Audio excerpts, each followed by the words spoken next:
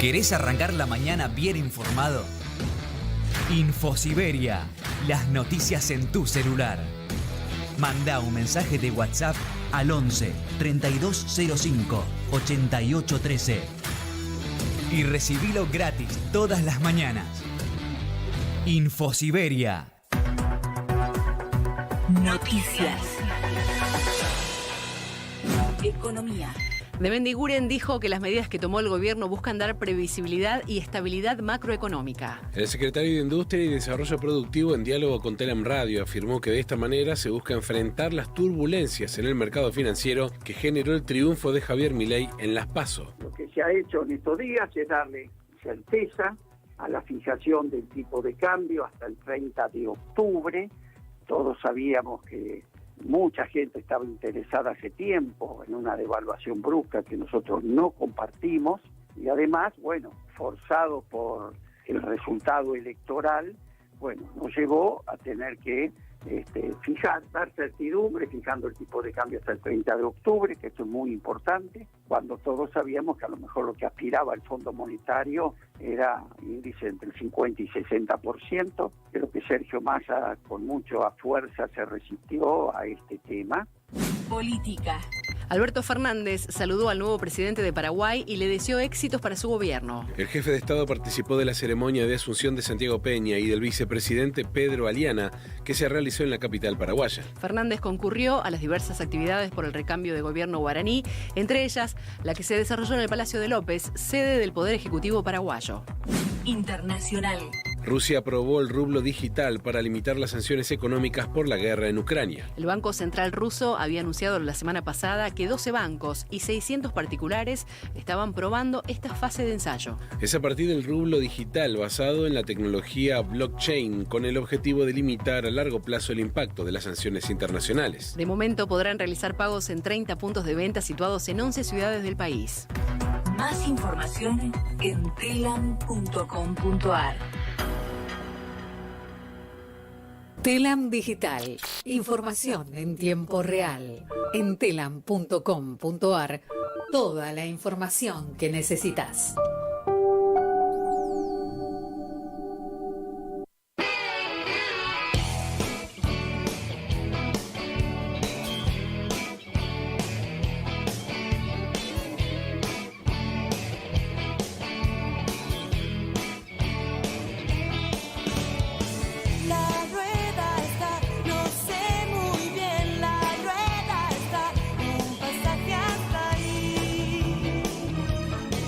La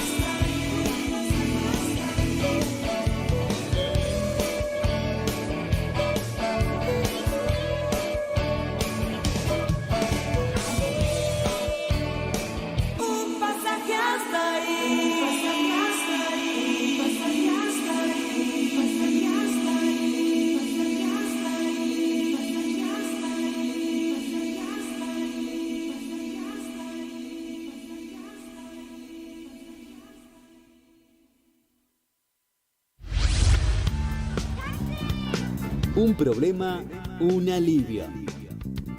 Que nadie nos escuche. Los martes a las 6 de la tarde. Que nadie nos escuche. Que nadie nos escuche. En Caput. ¿Cómo podemos cuidar a nuestras y nuestros jóvenes? Hagamos un acuerdo entre adultos, que las y los jóvenes no se queden en soledad. Estemos cerca para escuchar y acompañar. Que no se queden sin adultos y adultas para conversar. Promovamos encuentros entre pares y prácticas de cuidados. Generemos espacios de escucha e intercambio, sin juzgar, sin juzgar.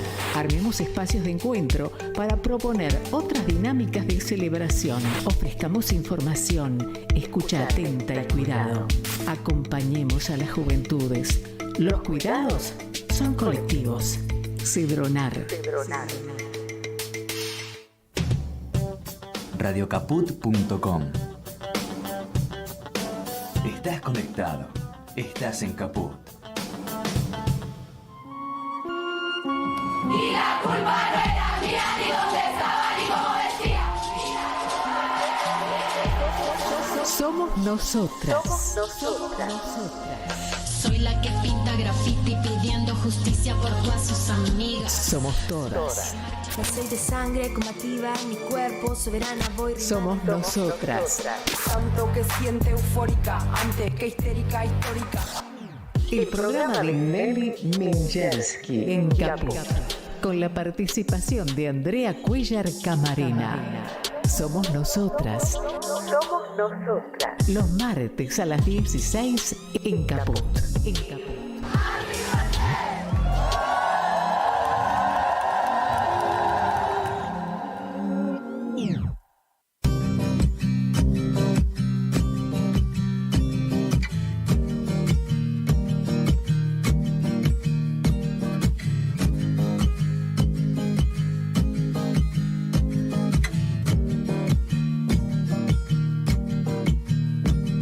Sigo cruzando ríos, andando selvas, amando el sol. Cada día sigo sacando espinas de lo profundo del corazón. En la noche sigo encendiendo sueños para limpiar con el humo sagrado cada recuerdo. Buenas tardes. Hola. Bueno, ¿estamos al aire ya? Estamos al aire. Estamos Nelly. al aire. ¿Cómo estás? ¿Cuánto aire necesitamos, no? Ay, es como que falta, sí. Sí, Pero venimos de un fin de semana muy complicado. Un domingo con unos resultados electorales. Yo creo que esto ha puesto un manto de tristeza, porque gente que recién el taxista, ¿no? Ajá. O sea, hay como un asombro de tristeza. Pero yo le decía que el impacto es muy grande de esta sorpresa que tenemos, pero que tenemos que tratar, hay como todo un sistema que nos hace confundirnos. Parece como que hubiera ganado. Sí, hay esa sensación. Eso es algo muy importante, no cambiar ideas. Por eso está bueno serenarse y pensar. Sí. Es una característica, bueno, el tango tiene que ver con eso, nuestra, ¿no? Que tenemos una primera reacción muy melancólica. Sí, es muy argentino y muy porteño sobre todo. Y muchas veces analizamos todos los contras y no vemos los pro. Y eso nos hace también bajar los brazos. Y creo que hoy lo que yo quisiera transmitir es no una idea falsa que está bárbaro, no. Es muy grave la situación. La situación es grave desde todo punto de vista. Bien, es grave en Latinoamérica, es grave en el mundo. Hoy acaban de asesinar en Ecuador de nuevo a otro candidato. Sí. ¿En qué mundo estamos viviendo? ¿La influencia de dónde viene? Lucha su voz siempre. Pero en estas últimas décadas hubo un momento en que uno pensaba, o yo he pensado que las peleas, las disputas políticas eran diferentes, ¿no? Sí, se dirimían por lo menos no de manera, o sea, no con una violencia manifiesta, ¿no? Física, sino a través de las discusiones, de los debates. Ahora, me resultó muy interesante un artículo de Nathanson del Mundo Diplomático, que me parece que es lo mejor que he leído, porque el mundo viene de 2 pandemias. Las pandemias todavía creo que nosotros, y en especial en la Argentina, no hemos percibido ni nos hemos dado cuenta de qué fue, qué daño nos hizo, qué produjo en la formación de cada uno de nosotros o nosotras, y que a eso se ha sumado muchos otros factores también de desesperanza para las personas. Pero también pensar que antes de la pandemia... Los problemas económicos, sí. Pero yo creo que es un error, porque tengo algunos compañeras, compañeros, que rápidamente dicen, bueno, la gente tenía hambre. No es eso. Es eso en mucha gente, pero en muchos sectores, que a mí me llegan referencias, no hay hambre, hay anomia, hay como desesperanza, hay ¿qué me importa? O esto no me tengo nada que ver, voy a seguir mi vida. Y esto tiene que ver con muchas cosas, tuvo que ver con la pandemia. Piensen ustedes, ¿cómo no puede influir en nuestra subjetividad que de repente aparece un bicho que nos hace quedar en casa, pone en jaque todos nuestros proyectos de vida, nuestros proyectos sociales? A nosotros que somos mortales, pero todos los días nos tenemos que olvidar que somos mortales para poder seguir viviendo. De repente la naturaleza nos dijo, acá estoy. La naturaleza nos dice todos los días, acá estoy. Y a algunos no les importa. Por ejemplo, a los grandes capitales, a Estados Unidos que no firman, los países que no firman los tratados que tienen que ver y que donde se lucha por cuidar a la madre naturaleza, no destruirla. Pero también se me ocurre que muchos jóvenes dirán, si pasa esto, ¿qué me voy a estar yo? Me voy a estar preocupando por el otro o la otra. Yo hago la mía. La mía puede ser, depende de mi edad, depende de mi situación económica, cualquier cosa. Puede ser drogarme y salir con un chumbo, o puede ser no parar la moto para que estoy arrastrando a una niña. Entonces, creo que hay una sociedad muy nueva, muy distinta, una sociedad que se empezó a, no recuerdo cómo dice, pero como a desintegrarse y a integrarse en forma diferente, ¿no? Con la pandemia, con la pobreza, con la falta de éxitos. Los argentinos sumamos, más allá de culpas, porque para mí, indiscutiblemente, acá hay un gran culpable que es el señor Macri y su entorno, que destruyó una sociedad que más o menos, no maravillosa, pero podía seguir subsistiendo en este mundo capitalista. Y después vino la pandemia, y ahí vino Fernández. Y uno ahora dice, ¿para qué ganamos las elecciones? A lo mejor, ¿no? Porque era una papa que quemaba. Pandemia, 2 años de pandemia, y tener que afrontar una deuda como la que dejó el macrismo. Entonces, y no digo sí, con eso, no elogio ni castigo, estoy describiendo una situación. Y esta sociedad, en particular la nuestra, se ve que seguimos, muchos, me incluyo, con un discurso que es muy bueno para convencer al que ya está un poco convencido, pero que no tiene nada que ver con qué siente, qué piensa.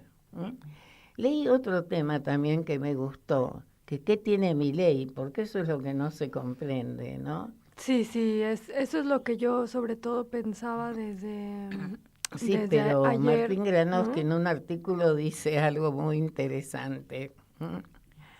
¿Qué decía? Me hizo acordar a mi mamá, que una vez votó a un candidato, que ya ni me acuerdo si era Manzano o cuál. No, ella no era peronista, pero le gustaba la cara. Era y lindo. Hoy, Granovsky, en un artículo, creo, del sábado, habla del sentimiento. Sí. Que cuando se vota, muchas pensamos en la ideología, y muchos, pero también hay una cuota muy grande de sentimiento en el voto. Entonces me contaban también de una señora ayer que dijo, una colega que va a una verdulería y la chica le cuenta que va a votar a Milei, inmigrante boliviana, y ella le dice, pero vos sabés que él no está en contra de los que son más marrones, esto y otro. Ah, no, bueno, no, pero a mí me gusta porque de los demás no me gusta ninguno.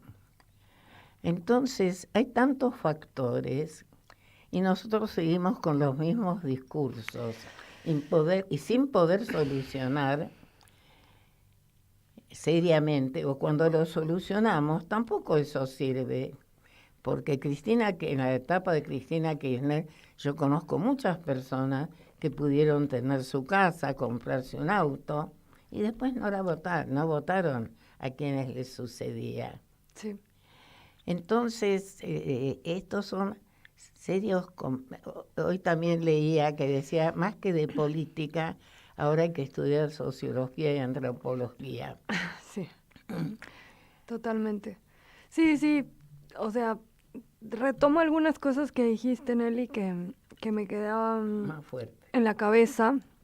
Retomo algunas cuestiones que mencionabas, que me quedaban en la cabeza y que también estuve pensando, ¿no?, a lo largo de estas últimas horas, desde el domingo a la medianoche, ¿no?, que conocimos los primeros datos y que ya, bueno, nos preocupaban. Personalmente también estuve fiscalizando en la Comuna 3, en la Iglesia de la Santa Cruz, en la escuela que está en el barrio de la Iglesia de la Santa Cruz. Y también ahí ya se avisoraban un poco los resultados de esta elección, que, bueno, como tiene una claridad en cuanto a que hay como tercios, ¿no?, marcados, ¿no? Las diferencias porcentuales son mínimas para tener como algunos datos exactos. Por ejemplo, ayer en Infosiberia se publicaban los datos exactos. Decía, La Libertad Avanza obtuvo 30.04 de los votos, Juntos por el Cambio obtuvo 28.27 y Unión por la Patria 27.27. Entonces hay una distancia de un punto exacto entre Unión por la Patria y Juntos por el Cambio y de 2.77 puntos entre Unión por la Patria y La Libertad Avanza. O sea, el margen es bastante pequeño, ¿no? En ese sentido. Pero después, bueno, pensamos en que las y los votantes, o por lo menos lo que pareciera del discurso que tiene Milei y el discurso que tiene Juntos por el Cambio, serían votantes que adhieren a ciertas políticas o por lo menos a ciertos discursos, repito, que son, digamos, que van en contra de la ampliación de derechos, o por lo menos de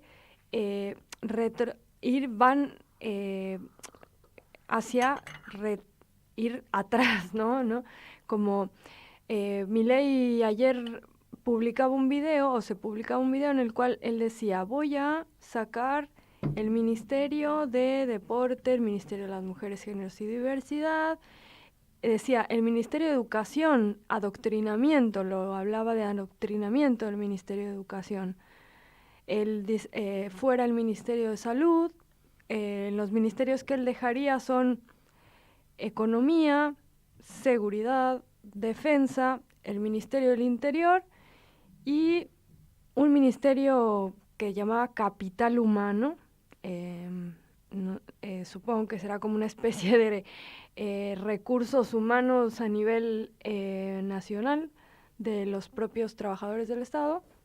Entonces, hay un planteo por parte de Milei que, si bien quizá no se ve por parte de los votantes, es contradictorio, ¿no? En el sentido de que él, ataca a la política, él dice que se acaba el curro de la política, pero él va, digamos, a ser un político, él es un político, él llega ahí a ese lugar por los votos. Perdón, él ataca a todo lo político y no tiene idea, lo quiero ver gobernando. Mejor dicho, no lo quiero ver gobernando, no. Pero el problema es el siguiente, es que quiere sacar el Ministerio de Educación porque no quiere que haya educación pública. Entonces, no es sacar un ministerio, quiere que no tengamos en la Argentina el derecho a la educación pública y gratuita que le dio fama en el mundo. Sí, ese también dice tema. Que no quiere quiere sacar el Ministerio de Salud porque considera que no tiene por qué haber hospitales públicos. Entonces, ese es el tema. No quiere el Ministerio de la Mujer porque considera que las mujeres no tenemos que luchar por nuestros derechos. Entonces, no quiere aborto, no está en contra de la perspectiva de género, está en contra de todo lo que hace a un país de avanzada y de progreso. Sin embargo, hay 30% no de lo los saben, votantes porque no lo conocen. Domingo. Bueno, entonces tenemos que trabajar en eso, Nelly. Hay que trabajar mucho porque tampoco, vuelvo a repetir, yo pienso que algunos sí lo votaron. Primero, hay una decepción generalizada por la política y eso aparece como una derechización. La derechización tiene dos fuentes. Una es la abstención, hubo un 30% de abstención. Eso yo no lo llamaría derechización, eso es desilusión. Hubo un 30% que no fue a votar, sí. Que no fue a votar. Ahí entonces, tenemos a eso le sumo la rabia, el cansancio, una sociedad que no alcanza a enderezarse, una economía que sigue, una sociedad en la cual los ricos y muy ricos no hacen más que apretar más la soga y eso se le echa la culpa al gobierno. No se le echa la culpa, ya nadie habla de por qué cuando sacó Fernández el impuesto a la riqueza después de la pandemia, hasta las hijas de Maradona hicieron juicio. No hay un conocimiento, ni hay un conocimiento de qué es gestionar. Entonces, y desgraciadamente, los medios hegemónicos son los medios que ve las personas, porque no tiene otra, o porque tiene otros, pero son muy pequeños, no llegan a todo el mundo. Y entonces hay un ocultamiento de las pocas o muchas cosas buenas que se han hecho y una falta, digamos, de que aparezca una defensa contundente de eso. Entonces, o una crítica, pero críticas constructivas. Entonces, las personas yo no sé muy bien cómo se puede hacer para llegar, cuando hablo también cómo las mujeres nos empoderamos de nuestros derechos. ¿Cómo se empoderan? ¿Qué quiere esta juventud? Porque en un mundo, la aparición de las redes es tanto un problema como el de la pandemia. Sí. Hay una forma de comunicarse. Bueno, creo que es lo que veníamos hablando en las últimas emisiones, Nelly. En las últimas emisiones estuvimos hablando de eso, lo hablamos con Miriam Lewin, ¿no? Cuando hablamos de el tema de los discursos de odio y cómo se reproducen a una velocidad impresionante en las redes sociales. Y bueno. Y que ese no límite a los discursos de odio, lejos de ser digamos, un ataque a la libertad de expresión, limitar los discursos de odio es proteger la libertad de expresión, como decía ella. ¿Por qué? Porque proteges la información certera, veraz, que llega a las personas, para que la información que llegue tenga un sustento. Por eso, pero porque además el tema de los algoritmos lo que hace es que se va consumiendo esa misma información, y entonces la información que es realmente veraz, la información que por lo menos va en línea, que tiene, digamos, un sustento, ¿no? Como decíamos, verificable de datos, no llega a la mayoría de las personas. Entonces hay que, ese, digamos, es un campo importante en el cual hay que, trabajar a largo plazo para poder poner, para que haya una regulación de las redes sociales, de lo que se difunde, de lo que se dice, de lo que se reproduce en las redes sociales, y por parte de los propios medios de comunicación. Lo que dice Nathanson, dice: el triunfo de Javier Milei revela cambios sociales que recién estamos empezando a comprender. Una sociedad astillada, ese es el nombre, me faltaba el concepto. Adjetivo, golpeada por la crisis económica y la pandemia, que manifiesta su bronca, pero que también expresa un deseo de reseteo, o sea, de cambio profundo de estructura, una necesidad de shock. Entonces...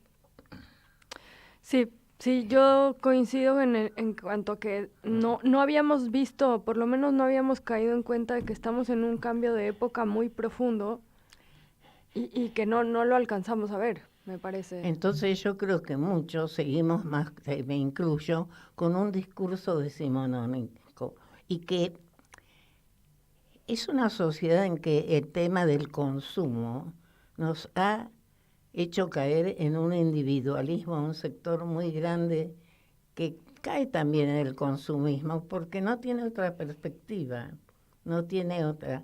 Y además hay una violencia que vivimos todos los días, que acá también tenemos que lograr, cambie el gobierno, que cambie, que sea, tenemos que ver cómo peleamos por una televisión distinta. Todo lo que se ve en la tele es todo, desde los noticieros hasta las películas, muchísimas, están a lo mejor, alguien atropelló a alguien, está bien, pero ¿cuántos casos de esos tenemos? Y la tele está 1 hora y media en todos los canales, incluido Canal 5. Salvo la TV pública, están 1 hora mostrando la foto y mostrándola y mostrándola.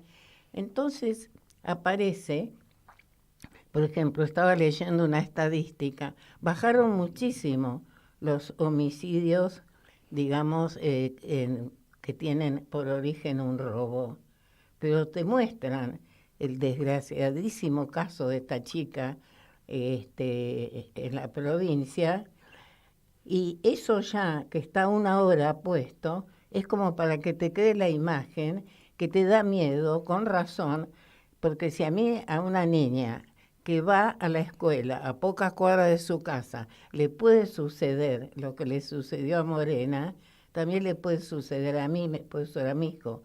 Es lo mismo, y muchos de estos hechos, yo no sé hasta qué punto no son provocados, como fue el del colectivo, que subieron 2 tipos a las 4 de la mañana, en la provincia también, o casualidad. ¿Y quién está en un colectivo? ¿Quién va a tener tanta plata en un colectivo a las 4 de la mañana? Se llevaron esos pobres pesos y le pegaron un tiro al chofer. ¿Eso era así? ¿O esto es también elementos que se ponen para caldear los ánimos, diríamos, no? Bueno, hoy también hubo una amenaza de bomba en Constitución. La semana pasada, antes del cierre hubo una muerte en el marco de un de una represión a una movilización en el Obelisco. No, lo del Obelisco fue terrorífico. Yo estaba a media cuadra. En el Obelisco había 20 personas sin armas, sin nada, y la policía atacó. Eso a mí me da, lo he escuchado de gente diferente, no allegada, que todo el mundo se dio cuenta que era una provocación policial. Sí, bueno, además murió una persona en un operativo de represión, una persona que estaba bajo el control total de un miembro de las fuerzas de seguridad. La persona estaba en el piso, estaba tirada, estaba inmovilizada. Y desde el momento que una persona está en control total de una fuerza de seguridad, lo que le ocurre a esa persona es responsabilidad de las fuerzas de seguridad. ¿No? Bueno, espero también que algunos políticos, entre comillas, porque yo creo que hay políticos muy honestos y muy buenos todavía, y creo que ser político en serio, honesto, puesto al servicio, es una de las profesiones o de las actividades más, no todos lo hacen nada más que por ser importantes, muchos trabajan porque el verdadero político, y su mismo nombre, es alguien que está por la polis, por la ciudad, que quiere hacer una vida mejor o trabajar para mejorar la vida de todos. El tema es hoy, ¿qué hacemos frente a esto?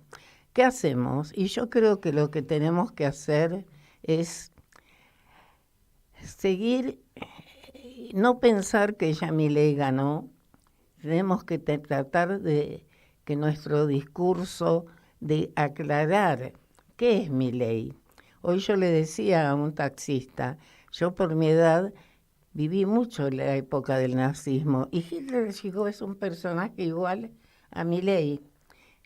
Milei es igual a Hitler, era también con esos efectos, era un pueblo, el pueblo alemán que estaba muy desanimado porque había perdido la guerra, una guerra que se le habían impuesto. Y también era un momento de la historia de mucho avance progresista. Y sin embargo, ese discurso con chivos expiatorios, que eran en ese momento los judíos, ese discurso, no quiero usar un término que está muy bastardeado, medio falso, populista falso, porque creo que si el populista real es un discurso que habla del pueblo, habla de mejorar la vida, terminó con gente, millones cremados, terminó en un drama espantoso. Hitler ganó en 5 años, perdió la guerra y todos los millones y millones de muertos que costó. Y ahora miren ustedes, ¿saben a quién me hace acordar Milei? Me hace acordar al presidente de Ucrania. El presidente de Ucrania también ganó, derrocaron a quien era creo que él era vicepresidente, pero surge después de un cambio así tipo golpe de Estado. Zelensky era actor, nadie hubiera pensado, y un actor que jugaba como actor a ser presidente, y Ucrania está en guerra. Me van a decir que la invadió Rusia. Bueno, Rusia invadió, según los rusos, por toda la autorización que dio Zelensky a la OTAN a poner amenazas a Rusia. La historia es que termina en guerra. Entonces, pensemos mucho en cómo votar y qué votar. Esta historia de la seguridad, queridos oyentes, primero que está muy inflada y, casualidad, es muy difícil tener estadísticas. A eso tenemos que luchar, saber bien, porque la información es el alimento para la verdad. Si yo tengo información, puedo ver qué hago. Y el otro día estaba leyendo, tenemos una ley que nos habilita para eso. ¿Cuántos delitos hay? Porque mucha información nos dice que no aumentaron, pero delitos, vamos a ser francos, va a haber, hay en todas las sociedades. hay en Europa, siempre va a haber, ojalá que no, pero se presume que hay un sector pequeño de la población que no acepta las leyes de convivencia. Pero no nos sigamos en este camino, porque está comprobado, Estados Unidos tiene pena de muerte y nunca bajó el delito por eso. Entonces, lo que tenemos que sí es que luchar por la vigencia de nuestros derechos, y nuestros derechos son más que la libertad. Nuestros derechos también es no permitir que los gobiernos contraigan las deudas que contrajo Macri, es que nadie pase hambre, pero no nos dejemos de engañar por estos cantos de sirena. A mí, cuando les digo a muchachos jóvenes que han votado a Milei que no pasan hambre, son clase media, profesionales, ¿y qué dice Milei de esto? No saben. Entonces yo no sé si vos escuchaste algún discurso, yo no le entendía a Milei. Sí, yo escuché todo su discurso. Yo estuve siguiendo la transmisión que hubo acá en Radio Caput el domingo, desde las 12 del día hasta más de las 12 de la noche. En la transmisión del domingo acá en Radio Caput, al final, bueno, se transmitieron los discursos completos de Patricia Bullrich, de Javier Milei, y después el discurso de Axel Kicillof, Juan Grabois y Sergio Massa. Y escuché todos los discursos y me preocupa muchísimo, ¿no? Pero también veo que es una persona, como decías, que está calando en fibras totalmente viscerales, ¿no? Como que llega a un lugar así bien de las vísceras, de las emociones de la gente que le está llegando a ese descontento, a ese enojo que hay con la política, que es razonable, entendible, y que creo que nosotras y nosotros tenemos que escuchar, porque si no partimos del lugar de escuchar a quienes están enojadas y enojados y están expresando ese enojo a través de ese voto, me parece que no es un buen camino. Creo que hay que entender por qué está llegando ahí, ¿no? Entendemos que hay una situación, una crisis económica muy compleja, que no se ha resuelto la mayoría de los problemas de las personas, que esta gestión, este gobierno nacional, no resolvió la mayoría de los problemas de las personas, pero quizá también desconocemos el sentir o no escuchamos el sentir de esas personas. Entonces creo que hay que de alguna manera buscar acercarnos ahí, buscar también, como vos decías, Nelly, desentrañar ese discurso, porque él decía, esta frase decía, que se acabe esta aberración de la justicia social, que es esto de darle a cada quien lo que corresponde. Utilizó esa expresión literal en su perdóname, discurso, ¿no? Pero también Milei dice cosas que no tienen base en la realidad. La dolarización está en Ecuador hace años. Y Ecuador es un desastre económicamente, estos asesinatos, ha habido una cantidad de problemas. La dolarización, lo dicen todos los técnicos, al contrario, que es que vamos a ganar en dólares. ¿Cuánto me va a alcanzar $1 para vivir? Claro, sí, las personas piensan que si él dice, primero que si él dice que se va a ganar en dólares, eso va a ocurrir. Segundo, que el Banco Central es capaz de emitir dólares. Tercero, que si en vez de ganar, no sé, 120,000 pesos, vas a ganar, no sé, 120,000 dólares o no. No, hay toda una cantidad de mitos, pero como les digo yo, Ecuador es un país que dolarizó y al contrario, y lo sacaron al quien quería combatir esa dolarización, a Correa, y de todos estos años va de mal en peor. Entonces, el tema es que acá hay un propósito de seguir a un liberalismo cada vez más acentuado, porque si yo no tengo un Estado presente, ¿quién se ha perjudicado? ¿Quién se perjudica si no hay hospitales públicos? ¿Quién se perjudica si no hay escuelas públicas? ¿Quién se perjudica si no hay universidad? Entonces, hay también y en eso creo que los partidos políticos, yo voy a decir los partidos políticos también tienen que pensar en las personas, no solamente unos meses antes de las elecciones.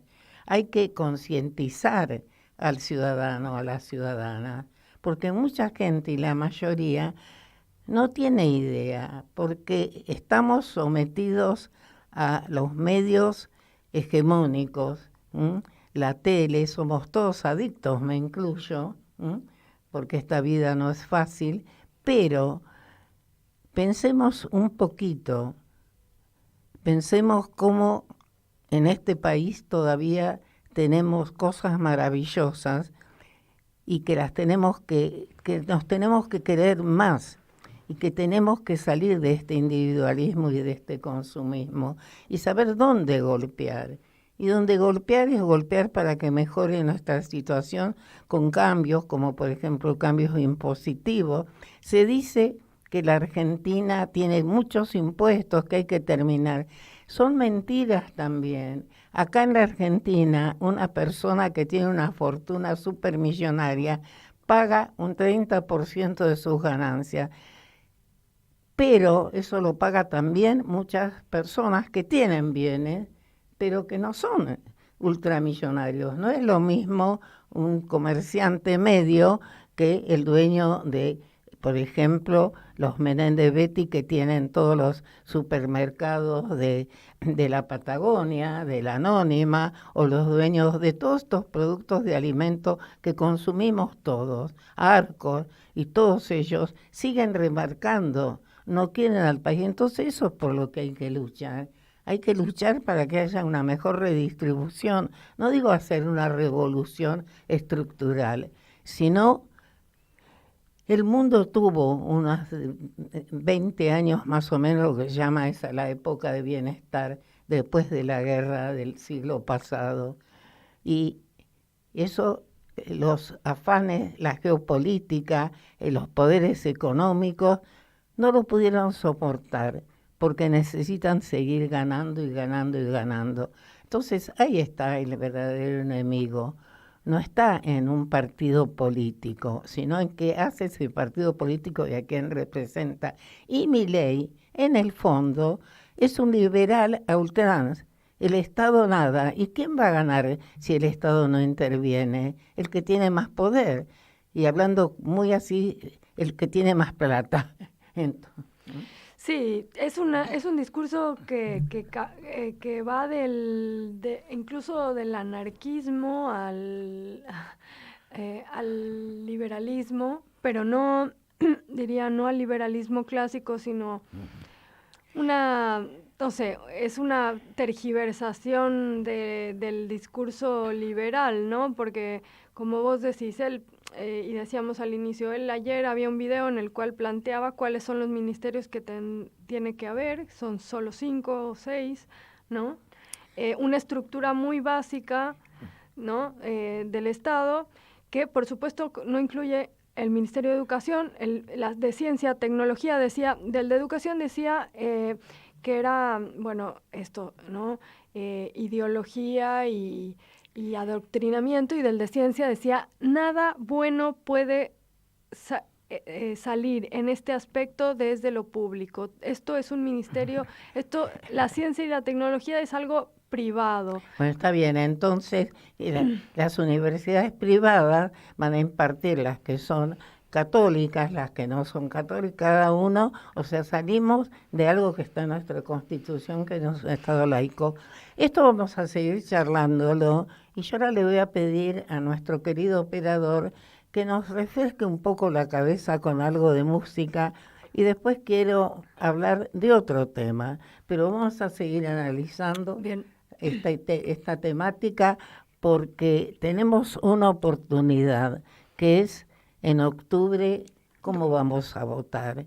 Y ahí, este año hay una responsabilidad muy, muy, muy, muy grande. Ojo, hay que tener mucho cuidado cómo ejercemos ese derecho.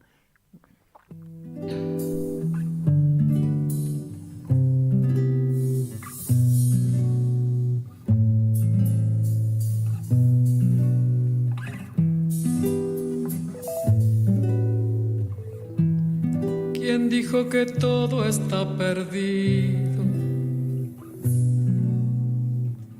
Yo vengo a ofrecer mi corazón. Tanta sangre que se llevó el río. Yo vengo a ofrecer mi corazón. No será tan fácil, ya sé qué pasa. No será tan simple como pensaba, como abrir el pecho y sacar el alma. Una cuchillada de amor. Luna de los pobres siempre abierta. Yo vengo a ofrecer mi corazón como un documento inalterable. Yo vengo a ofrecer mi corazón y uniré las puntas de un mismo lazo y me iré tranquila, me iré despacio y te daré todo y me darás algo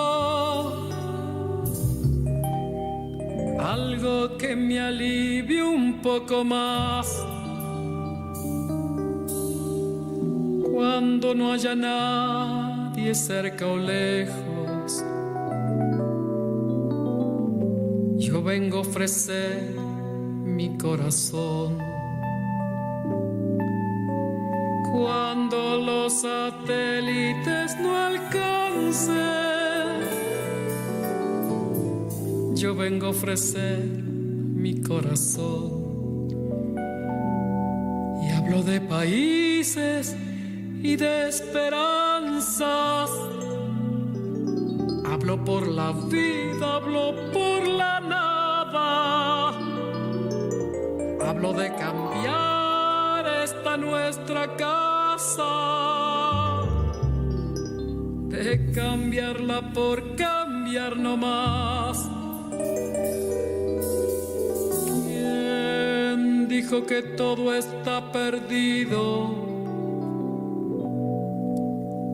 Yo vengo a ofrecer mi corazón.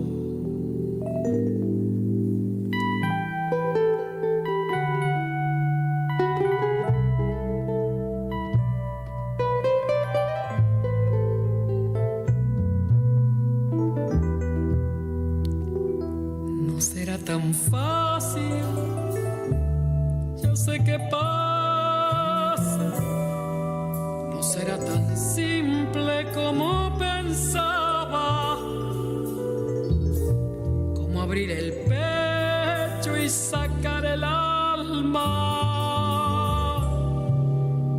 Una cuchillada de amor. Luna de los pobres siempre abierta. Yo vengo a ofrecer mi corazón como un documento inalterable. Yo vengo a ofrecer mi corazón y uniré las puntas de un mismo lazo y me iré tranquila, me iré despacio. Qué linda canción, Nelly. Hermosa. Bueno, ahora yo quiero hablar porque la vida sigue, tiene que seguir, ¿no? Sí. Entonces quiero contarle algo a la audiencia. Hoy terminé y mandé un prólogo para un libro que saca la Cámara de Diputados de la provincia de Buenos Aires sobre el tema del derecho a alimentos de los niños, niñas, adolescentes y las penurias que sufren las madres que están a cargo de esos niños, niñas, niñes, cuando se separan de su pareja, de los padres, para percibir la cuota alimentaria. Se ha hecho un estudio en la provincia de Buenos Aires que acredita que el 82% de las familias en las cuales la madre monoparental está a cargo de sus hijos, los padres que están obligados a contribuir a la manutención por ley no cumplen. Y esto tiene un origen, y para mí es uno de los efectos del patriarcado.